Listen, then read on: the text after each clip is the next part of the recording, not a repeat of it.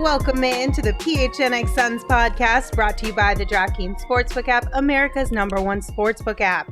Don't forget to hit that like button, subscribe wherever you get your podcasts, and leave us a 5-star review. I'm Lindsey Smith here with Espo and Gerald Bourguet. We swapped Saul and Espo, and then the whole crew should be back on Friday. Which means you're all winners today. Congratulations. How you guys doing? I got yelled at yesterday for not asking how you guys are doing. There was no vibe check. Now I genuinely would like to know how all of you are doing. Better than you yesterday on the show. At least there's no spiders behind me or people making me believe there are. That was what I was watching that at home. I had just gotten back from Chicago and was literally, it was just pure joy for me to watch you guys in that moment. I was very proud of this show and what it could be in that moment. So I just want to say something to Lindsey. I apologize for nothing. It created good content. All I know is that Panda Player whatever in the chat and Shane Diefenbach have never been in the same room together. This is true. So Shane loved those panda slots in I'm Vegas. not saying, I just think saying. it's an alias. So much joy at those panda slots. I will so say much joy yesterday. It was pretty funny going back and rewatching it. You did bring me a little bit of joy. So I think Saul got legit scared when Shane said that it was there too, which was amazing.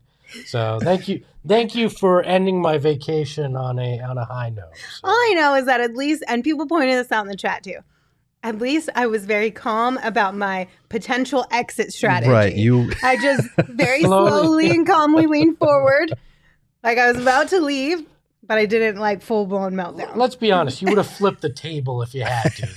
I mean, honestly, if I would have turned around and seen like a big ass roach right here or something, I would have definitely bolted. I think that's fair though. Yeah, Gerald, how are you? I'm doing good. Yeah? Yeah, no bugs behind me, so I'm good today. As of right now? Yeah, as of right now, I'm good. Oh my gosh. All right. We got a lot to get into on today's show. First and foremost, Basketball Network shared an article with the title, Goran Dragic shares the moment he decided to leave Phoenix. This article was super interesting, and the quotes that were pulled from this article were pulled from a podcast. I believe it was a Slovenian podcast. That's what I'm guessing. I clicked through, I was going to listen to it, and I realized this is in English. And as much as I love Goran, I don't think I could learn Slovenian that quick. Yeah, so we are moving forward with the understanding that whoever wrote this art, thank you. Look what Shane brought us. Or no, what Bo brought us, but Shane delivered. Bo bribing us here. Thank you, with Bo. Coffee. Anyways, so yeah. We are operating under the assumption that this is factual and truthful and actually what Goran said. Mm-hmm. But we can't confirm because we don't speak the language. I can't imagine.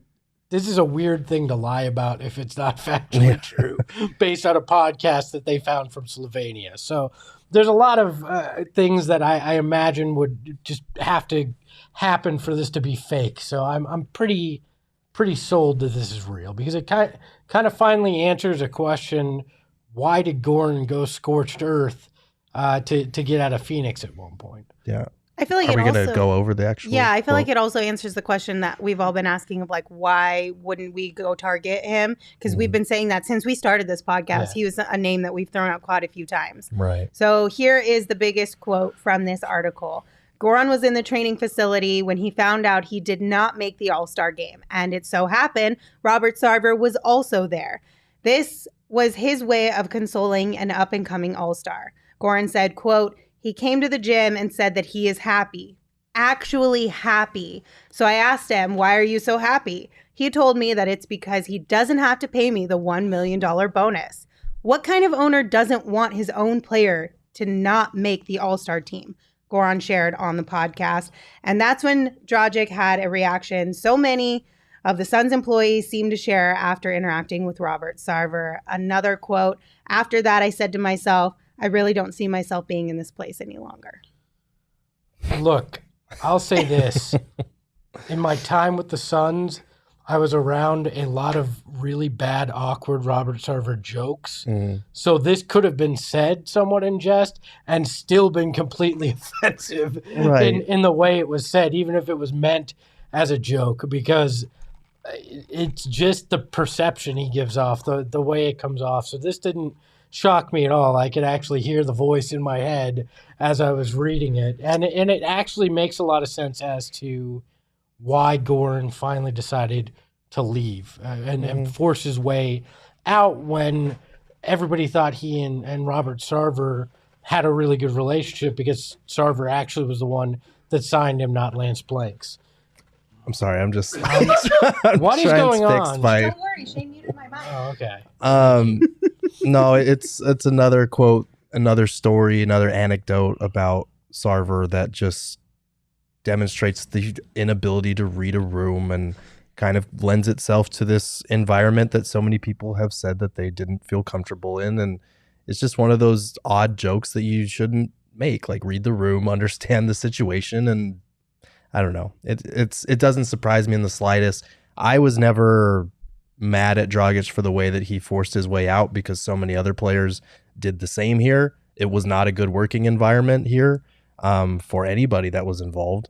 So this kind of thing doesn't surprise me. It does make me sad, because now we understand part of another reason as to why that union split the way it did. I was never mad at him. It just always caught me off guard, because it was so counter to who he was and his personality. But now this makes a lot more sense. And he's winding down his career.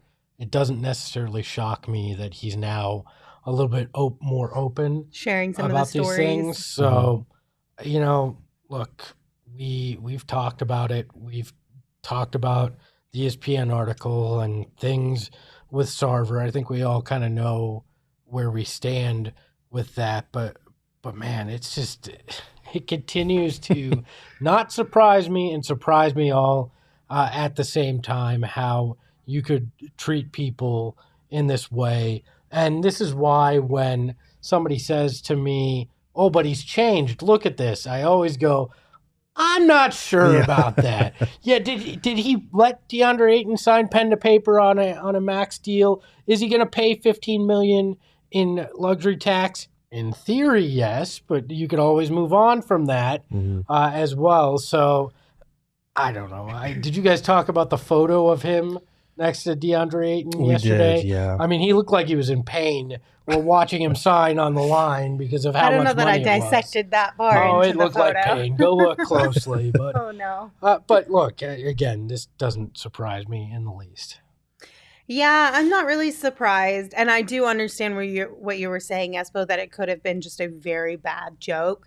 But I still think that's a joke maybe you make a year down the road, or maybe if he makes the All-Star game next year, then it's like, hey, we can make a funny joke about last year because now you finally accomplished this goal that you have.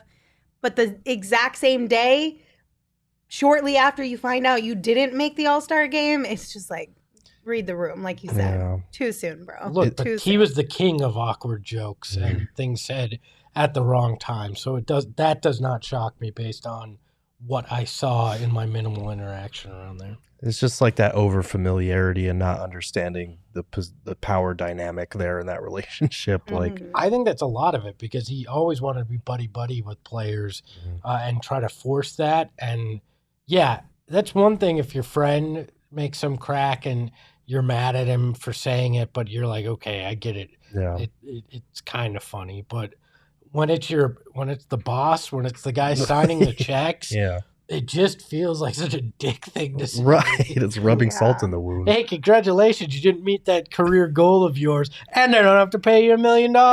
Yeah. I just hope that whatever happens at some point in time, hopefully, things change. Whatever that means or whatever that looks like based on what the NBA kind of decides, I just hope that things change for the better. Jay in the chat says he's Michael Scott without the funny. Yeah. He's Michael Scott without writers. Like you forget, funny people write the lines that come out of Michael Scott's mouth. That kind of person usually isn't funny in those situations. So. Yeah, I don't know. Did you guys see, I saw on social media today that a sports, somebody put a bet, I think it was like a $25,000 bet on the Kings winning the championship this year.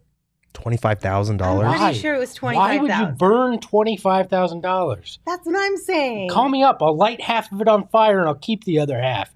And you'll get the same result on your end. Like, that's just insanity. Huh? Was it Vivek? Because even then, that's too much money for him to put down. Yeah, betting on your own team. team. He should That's know too better. much. Right? So the better place $10,000 $10,000 on them to win the championship. It would net $7.5 million. Apologies, I Oh my inflated that God. number quite a bit, but still, 10 grand is a lot of money to put down on the Kings. Like, bless the King's heart, but That's that's a not lot. happening. I wouldn't put down $1 because I'd know I'd be losing that dollar really soon. Like, I mean, Yeah. I would maybe put down $1, but No. 10 grand? I wouldn't put down $1 on the Kings to make the playoffs, let alone to win the freaking championship. I mean, That's tough. That's for sure. But if you guys want to actually get in on some action, we highly recommend that you watch the bet show before you place your bets, just to get a little bit of insight into how this all works, and maybe listen to some people who have been there a time or two and hit quite a few bets if you need some advice. But download the DraftKings Sportsbook app right now. Use promo code PHNX. Make your first deposit, and you're going to get a risk-free bet back up to $1,000. That's promo code PHNX only at DraftKings Sportsbook. Minimum age and eligibility restrictions apply. See show notes for details. Also, if you are going to make a crazy bet like $10K on the Kings, maybe just lower it to $1,000 on the DraftKings Sportsbook app, because then at least you're going to get that back when it inevitably does not hit because it's the Kings. A safer bet is that we see a Kendall Jenner, Devin Booker wedding her baby in this next 12 months than the Kings winning a championship. I'd feel safer on that front than I would on betting the Kings. Okay, question. If there was a, like, I don't know, like a TMZ or E-News style gambling service, would you get in on it? Hell Oh yes. my God, turn me up. Hell yeah. I feel like that would I be would feel- so fun. I'd feel so uncomfortable doing Dude, it. oh my God. I would like, feel you could so literally put comfortable. money down on Kendall and Book getting married within the next 12 months, or announcing a pregnancy within the next 12 months, or something of that sort. You used I to, feel like this is I- $1 million idea, you guys. Okay, used to waiting be able to for bet on waiting for a Bachelor. baby is a little uncomfortable. I but I have to look this man in the eyes 2 to 3 times during the week. I'm not during saying the season. you do it. I'd feel very uncomfortable with that. Look, Devin, I believe in you. You'll get a ring this year one way or another. Let's Oh, go. man. I mean, I think it could be really interesting. Let's dive a little more into this endeavor, you guys. I think Yeah. it's Let's important. call up our friends at DraftKings and see if we can put some lines Like a on this. secondary Some type. prop Yeah, bets, I some think that would be prop so bets. much I'm in. fun. All right. One other thing I want to tell you guys about our Toast of the Month sweepstakes is live at gophnx.com. You can head over there, enter into the sweepstakes, and if you win, you're going to get a $50 gift card to Four Peaks Brewery. You're going to get a PHNX shirt of your choice from our locker, and a PHNX annual membership, which of course gets you access to all of Gerald's sweet content. You have until next Wednesday, probably Tuesday, like midnight time, I'm guessing, because we're selecting the winner Wednesday the 27th. So make sure you get your entries in before that. Also, come hang out with us that Wednesday the 27th at Four Peaks. We're going to be live all day long. We're going to have drink specials. You do have to be 21 or older to enjoy the drinks, and we ask that you enjoy responsibly, but you can bring the whole family, and it's going to be a lot of fun. So come hang out with us. And if KD gets traded here before the 27th, Saul has to buy you all beers out there. Hey, yo. I don't think it's going to happen. but Well, you know, keep that in mind. You and Brian Windhorst don't think it's going to happen. So Great transition. NBA on ESPN shared this video clip on Twitter today. Yeah, right now. Right now. Trade talks involving Kevin Durant have slowed to a trickle. You can still get some Nets folks on the phone if you want to make an offer, but they are not aggressively, I am told, making outgoing calls. The league is about to go on their first significant vacations in 2 years. People are scattering to Europe and the national parks, and Kevin Durant is still a Net, and I don't think that's going to change in the short-term future. Hold on. The biggest news here to me is that NBA executives are either going to Europe or national parks. Like, those are the two destinations That was they're my going favorite to. part about this whole thing is that he was like sharing some of the insight as to where people like to vacation. Or maybe he likes to vacation. Is Sean Marks going to Europe or a park? Which one is he Grand doing? Canyon is a national park. He and James Jones get. Now, why would he go there? Why would he go there? Why would he say that? This is a mess today, you guys. Yeah, sorry. I appreciate it, but it's definitely. Is it Wednesday?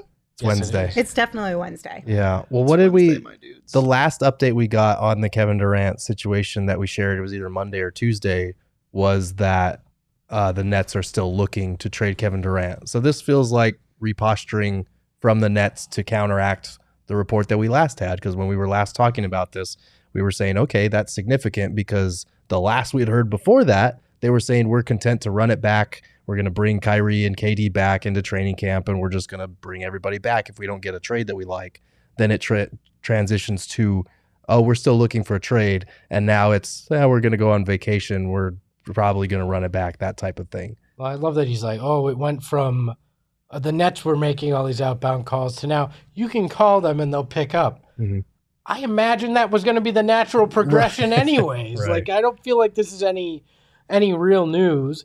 The Nets, like you said, are posturing. Kevin Durant hasn't gone with the nuclear, I'm not coming to training camp, because it's probably not quite that time yet. That happens in late August if nothing's shifted around. Like, it's no news. We know this is moving slow. It's likely going to continue to move slow. And if it happens at all. Like prediction time, it's going to be dragged out. It's going to be slow. We're going to get to a point leading up to training camp where Durant is going to float that nuclear option of, I'm not going to report to training camp. The Nets are going to respond with, we're going to call his bluff because he has 4 years on his contract. So if he wants to sit out and lose money, he can do that. And then Kevin Durant's going to be like, no, for real, I'm not going to play for you. And then the Nets are finally probably going to cave. And that's when it's going to happen. That would be my prediction. Yeah, I don't like that, Gerald. I'm sorry. I'm just like, it's just a game of chicken at this point between the Nets like saying, we're going to hold out for the best trade. Eventually, KD's going to grow impatient. He's going to force their hand,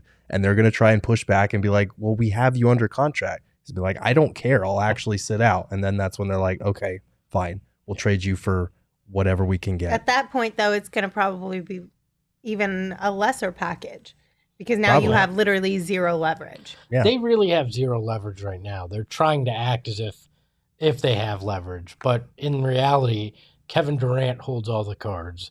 And if he says Phoenix and he says, I'm not playing anywhere else and I'm not playing here, it'll get done. And that's just where we're at right now. I'm going to actually test Brian Windhorst's theory. I'm going to try to find Sean Marks' number. I think I got a beat on it. Okay. I'm going to try to call him and see what I can drum up for tomorrow's show. Okay, nice. I'm going to see if I can actually get him to say a few words to me, Gerald. So, we'll see. He said words to me. He just said, I'm not going to comment on that at this time. We'll see if I can pull it off. I still have faith. I think things are going to work out.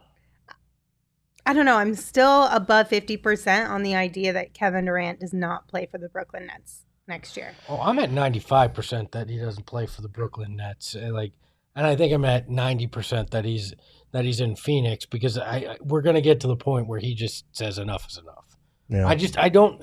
At one point I was like, oh, well, maybe he'll go, let's run it back. I don't see where it is, unless this is some brilliant ploy by him. And this is putting on the tinfoil hat, some brilliant ploy by him to get them to deal Kyrie, because he really doesn't want to play with him anymore. Other than that, I don't see why he'd be like, you know what, I changed my mind. I'd like to be back here. I just don't see it. I Love Wob in the comments said, am I the only one who doesn't want KD leading us to our first championship? How do you guys feel Probably. about that? I could not care less who it is as long as it happens. I don't care if Satan leads the Suns to their first championship. I will party. I'm sorry, I really don't. Look, hey, there are multiple reasons why, but I don't care who it is. I take that back. Miles Bridges, I wouldn't want leading to the championship. Yeah.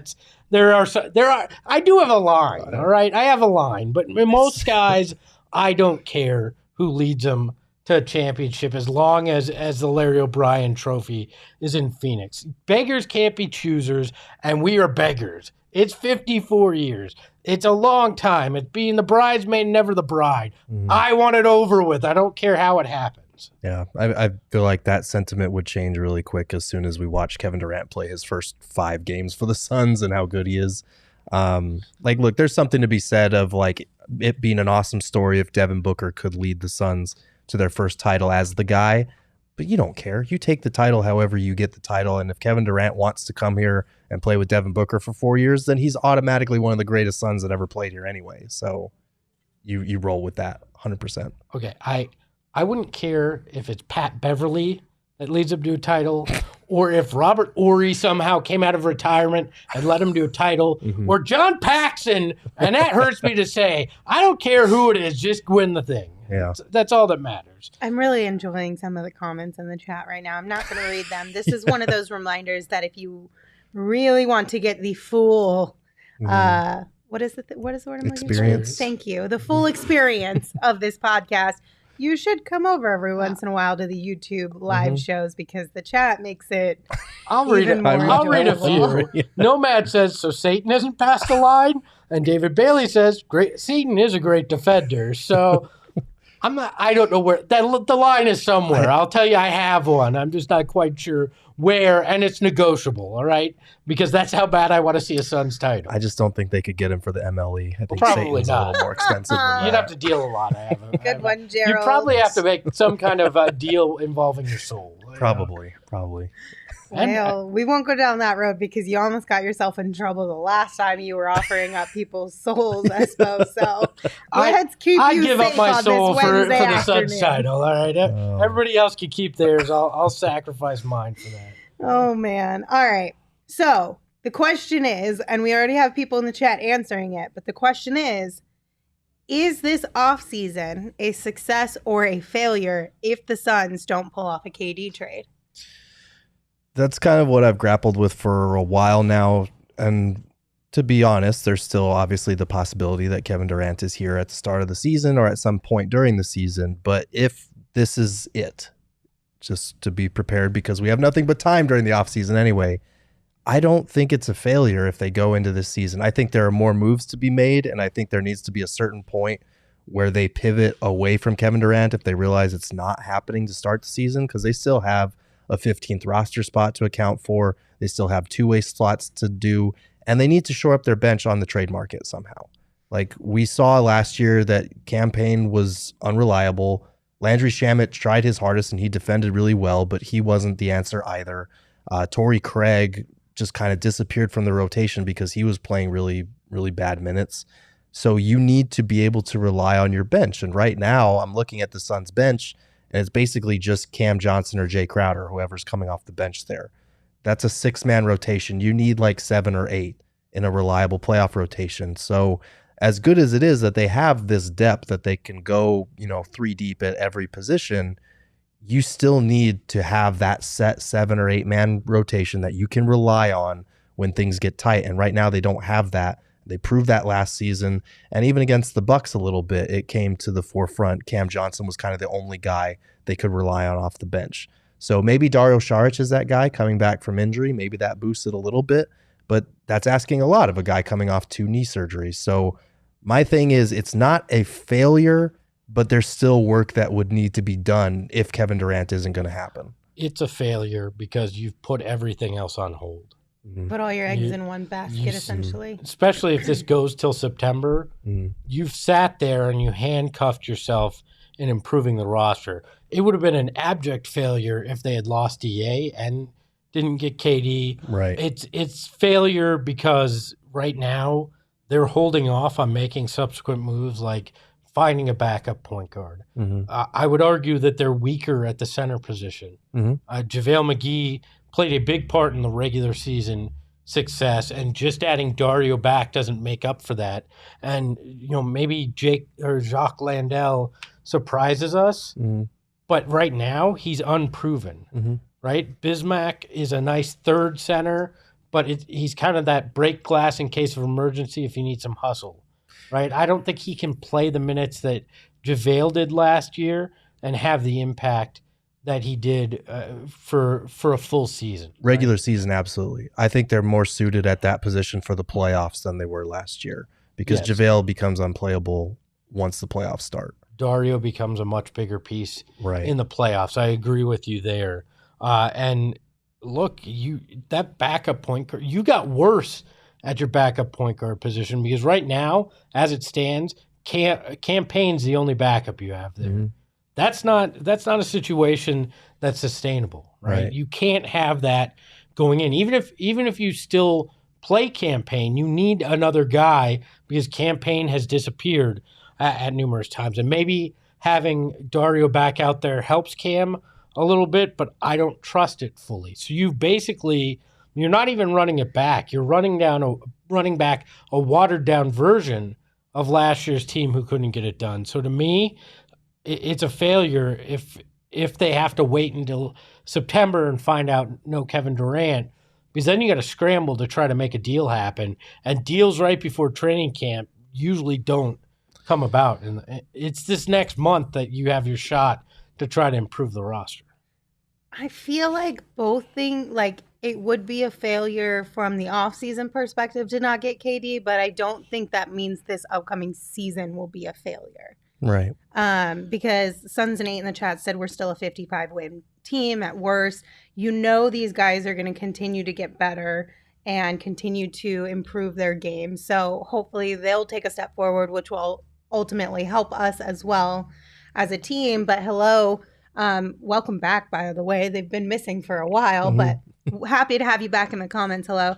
They said, if no KD and all we did was re-sign DA, this is a failure, when we all said we need a backup point guard and a power forward, and Woods, Grant, Murray all could have been gotten while keeping Book, DA, Mikal, and Cam.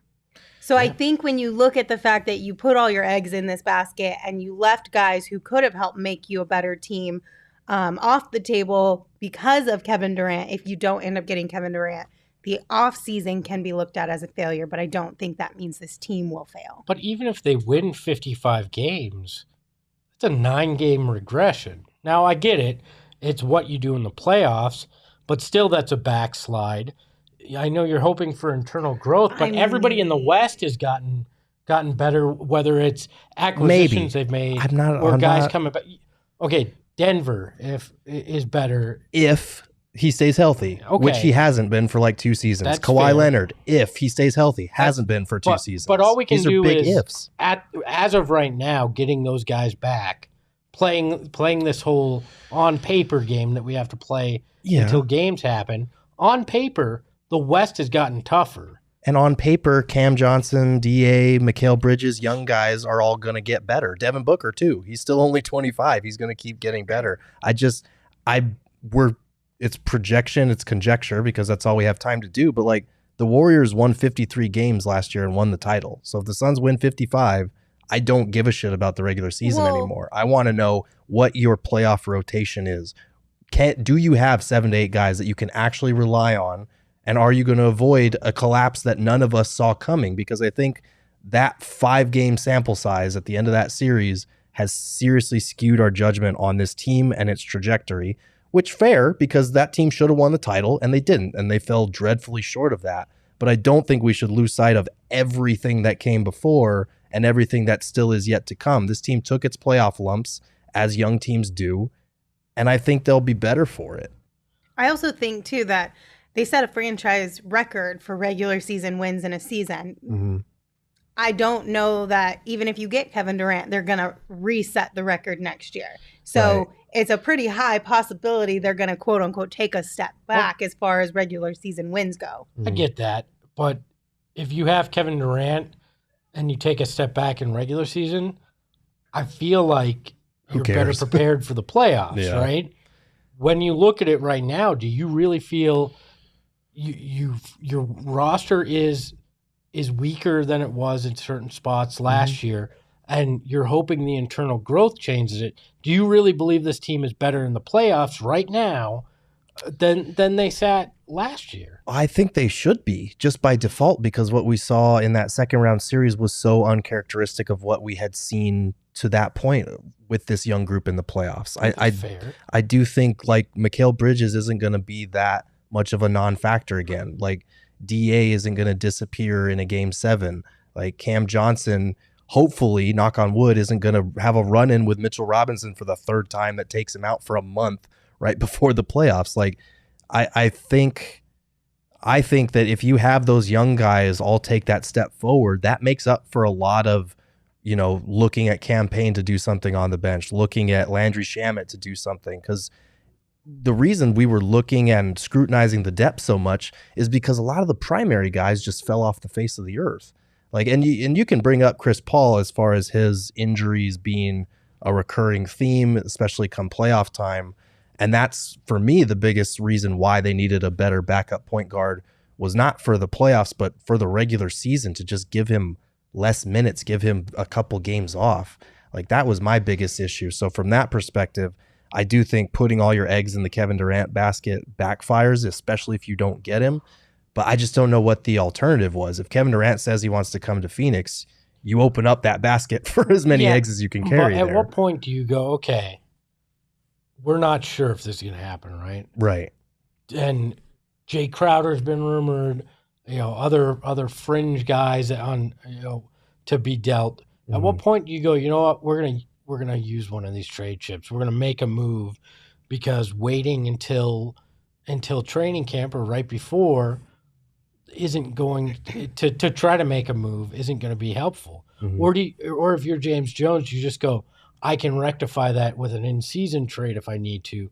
But he hasn't really been known to pull the trigger on in-season stuff. So I don't know. I just look at it and go, at this point, if I get into that first week of August and I don't feel like there's any momentum, I'm going to start making my other deals if there's any opportunity to try to shore up some of these things. I don't think that's a point in time. I think that's a point in their negotiations when it really does truly feel like nothing's going to happen. Like, if KD's people come to the Suns and say, hey, you can try and get this deal done, but we're not going to take the approach of not showing up to training camp and telling the Nets that we're going to sit out until we get moved, just as a heads up, then maybe that's when you kind of bite the bullet and say, okay, we need to pivot. Yeah, I don't know that you're going to get that kind of signal. And to me, I feel like it wouldn't surprise me if you did. If Kevin Durant has been so open about wanting to come to the Suns, he's clearly had conversations with not just players like Book, but also probably front office personnel as well. Yeah, I mean, if it's truly his number one and only destination he wants to be at, he's had conversations. I think you're right that you probably would get some nod, but as that time ticks and you're running out of time before the beginning of the season, I don't know that I even want to wait for that. If all of a sudden Utah's fire sale makes it where Jordan Clarkson's attainable for a price that you're comfortable with, I probably have to make that deal and say, I'll try to figure out the KD stuff on the other side. Yeah, there is going to become a point where they're going to have to shore up the roster with that 15th spot and just look ahead to the season as is. And I think if that's the case, maybe you wait until the trade deadline to give the Kevin Durant situation a little bit more time before you make a trade with the playoffs in mind, like a Jordan Clarkson type deal, which sucks because that's going to leave us hanging in limbo for even longer with this situation. But yeah, I honestly do think the reason that they haven't re-signed Ish Wainwright yet is because they are waiting to make this Kevin Durant trade, which is going to send multiple bodies out, and then they're going to have more roster spots so that they can bring him in. They can address that other point guard spot. Because right now it's either Ish Wainwright or a third point guard, and you need a third point guard at this point, regardless of how you feel about Campaign. You just need one on your roster. So that's my theory. We've seen Ish Wainwright tweet out patience. So I'm assuming that's what the holdup is, because he played well enough in Summer League to warrant being brought back, especially because he brings that small ball 5 dynamic. His 3-point shooting looks like it's improving. But yeah, it is unfortunate because it feels like we're just in limbo, and that puts everything else on hold, including a Cam Johnson extension, because if you're dealing him in a Kevin Durant trade, you're probably waiting on that. There's no way they're going to give him an extension, do you think?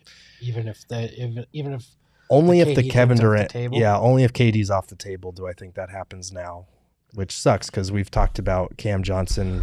Like if Kevin Durant had never come out of thin air and the Suns brought back DA, they gave Book his supermax, and they extended Cam Johnson, I would have said this offseason's a resounding success. But because our expectations have been heightened now, we've gotten accustomed to a certain standard of living that we're expecting to come.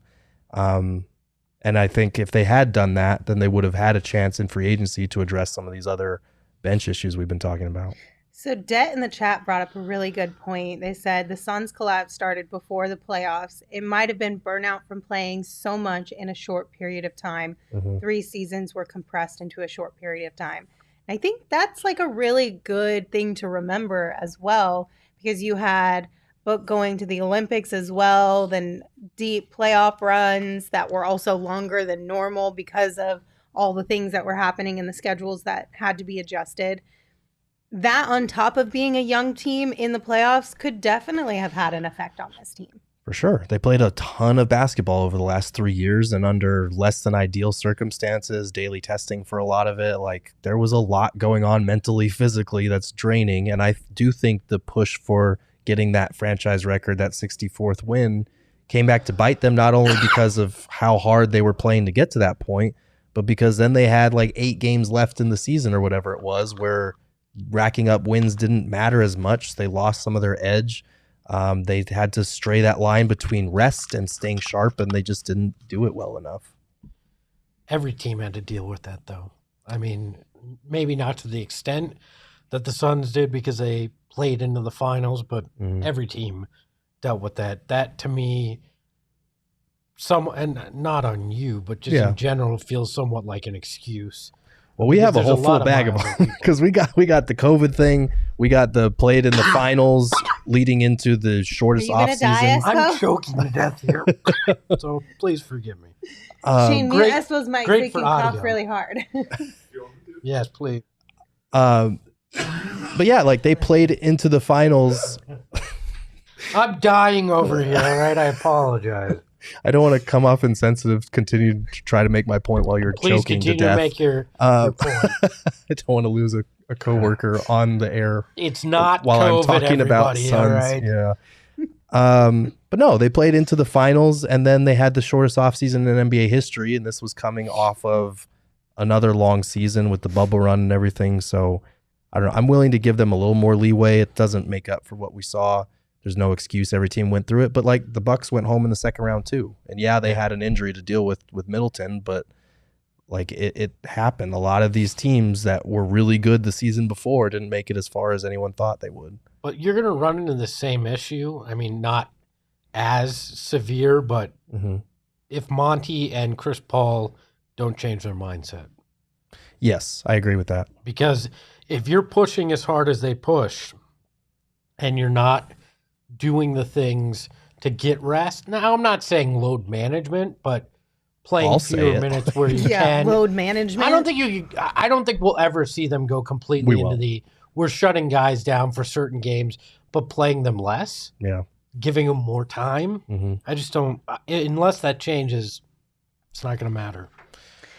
Well, we shall see. We shall see. If you guys are nervous for Espo and you need something to calm your nerves because you feel like he's going to die on the show, might I recommend some OGs? They did just launch their first ever limited edition seasonal flavor, Pina Colada. You can check them out online at ogsbrands.com, on Instagram at ogsbrands. You can also find their products at your local dispensary, but you must be 21 years or older to purchase. Espo has left the room. He just has to cough. You know when you get like that, like when you inhale incorrectly and you get spit stuck in the back of your throat on the wrong side, and nothing you do makes it go away other than just coughing really hard. Right. It feels like the room gets minutes. hotter and everyone's looking at you and you just got to remove yourself from the situation. And you start crying because you're trying so hard not. Oh, yeah. It makes it worse. It's a super unfortunate situation to be in. It's even more unfortunate when you're in that situation on a live stream. But what are you going to do? That's life. Shane, you do have a producer surprise for us, correct? Before we get into it, though, I sent you a tweet, and I thought you sent me a tweet? Yeah, I just lost my damn mind. I think it's so funny. It's from Quentin Grimes tweeted something. Why don't you just explain it, Lindsey? I don't think I understand this exactly. So Quentin Grimes just tweeted like a meditation emoji, and some random NBA fan commented, "Injure Evan Fournier in practice." And Evan Fournier responds to the fan, goes, "Damn, bro, LOL," or something. I read that as injured Evan Fournier in practice. I was like, I don't get it. I didn't realize he was like asking for violence. NBA fans are crazy. NBA fans are absolutely Fournier crazy. respond? He said, "Damn, man, LOL." That's tough. Yeah, that is kind of.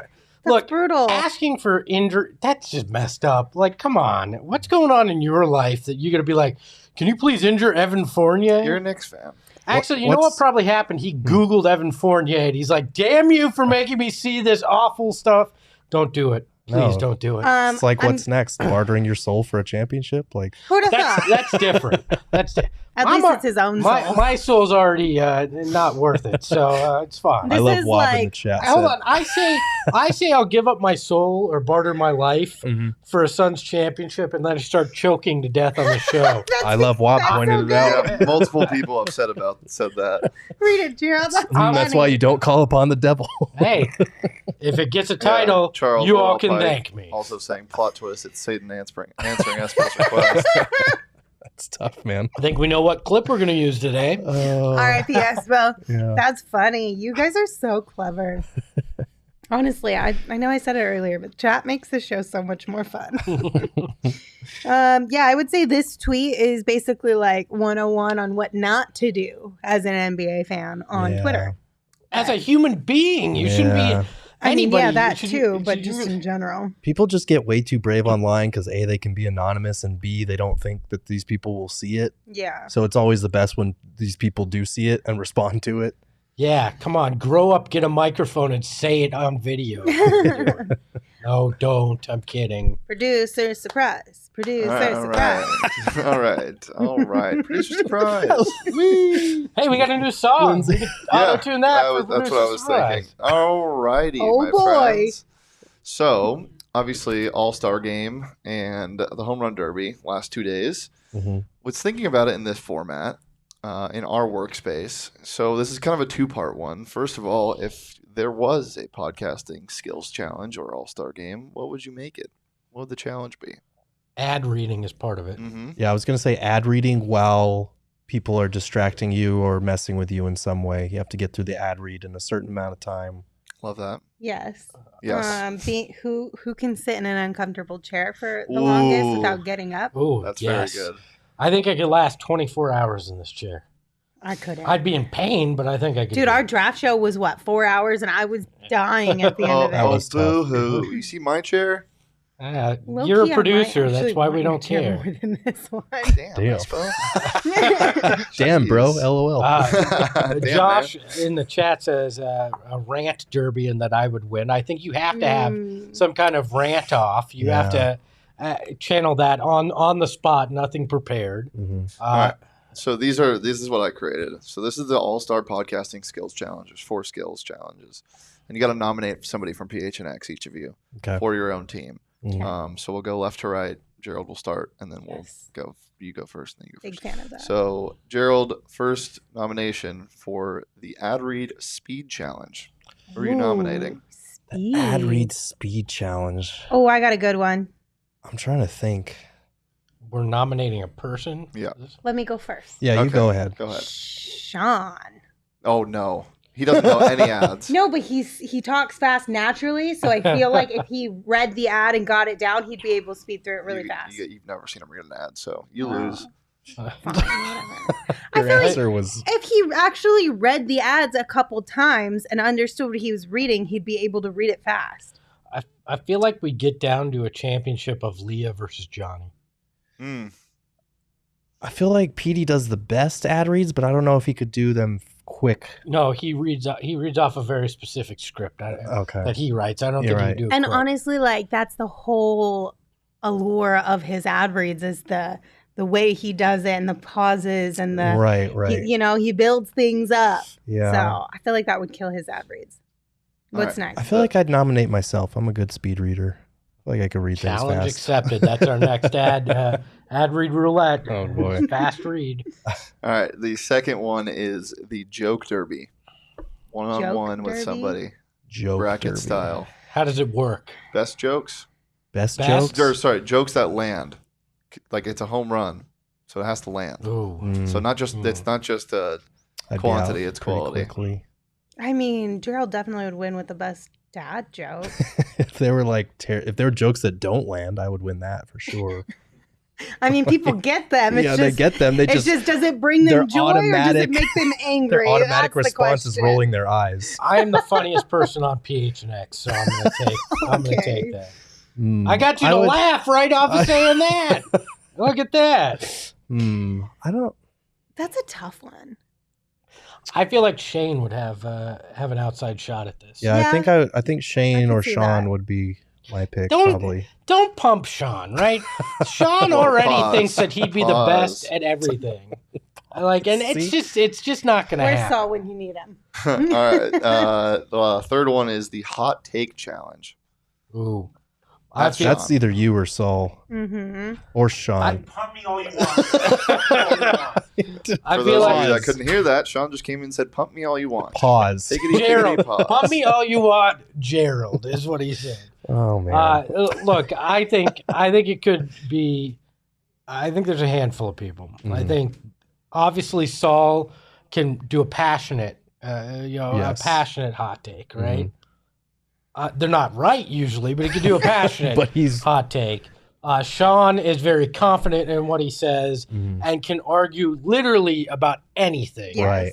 Again, not right most of the time, but can argue about it. Yeah, it's debatable. I think, who I think is Bo Brock from the Cardinals. Okay. I think he could come out and land a few punches in a hot take derby. But again, I'm going with myself. I was gonna say I feel like you'd be good at that. Oh, I've developed a show here just to show off how good I could be at that. I feel like That I would be starts good next at it, week. but I'm not willing to do it that's publicly true. yet. That's true. After selling your soul, you are literally the devil's advocate. I am. You'd be good at hot takes. Nice one, Wasn't that Gerald. Keanu? I'm all right with that. That's All right, Lindsey alluded to it. It's kind of similar, but instead of sitting in a chair the longest, it's the awkward silence competition. You have to sit in an awkward silence. Oh, the I would longest. Lindsey would that. win.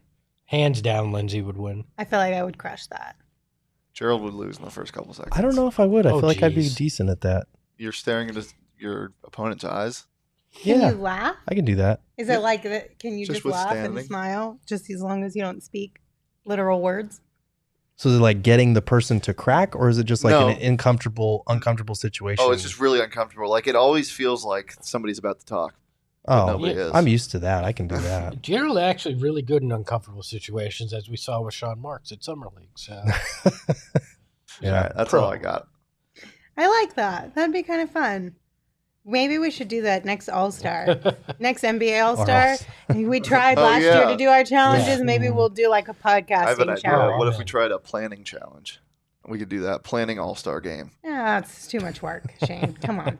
Calm down, sir. Don't get too aggressive. Thank you guys for joining us. We appreciate you as always. Just a reminder, we want you to stay safe and healthy this summer. COVID-19 vaccines are free for everyone 5 and older. Those 12 and older are also now eligible for a booster. Visit azhealth.gov/findvaccine for a location near you. We will be back tomorrow. Same place, same time, 2 p.m. right here on YouTube. If you can't join us live, you can always catch us wherever you listen to your podcast. And one additional plug, if you're not a member at gophnx.com, consider becoming a member today. You get access to, like I said earlier in the show, Gerald's sweet content, as well as all the other teams that we cover in the Valley, all of their written content, some digital and video exclusive only to Go PHNX members, as well as the Discord, which is pretty cool. So just look into it and see all the cool things that come with it and sign up. plus go buy a shirt. My 6-year-old's grown out of all her clothes, and I need some more money. So help me out, please. Until tomorrow, you can follow me on Twitter at LindseySmithAZ. You can follow Espo at Espo, and you can follow Gerald at Gerald Bourguet. Espo, take us home. Remember, the cough's not COVID. I'm just choking to death. Ahoy, hoy. Hey yo, my lifestyle is retro. Tell the Phoenix Metro. Megas in control and he ain't never gonna let go. PHNX though, Lindsey, Gerald, Espo. Saw past the ball, we here to turn up the tempo. Got to understand me, I'll always rep the family. Rally in the valley like Dan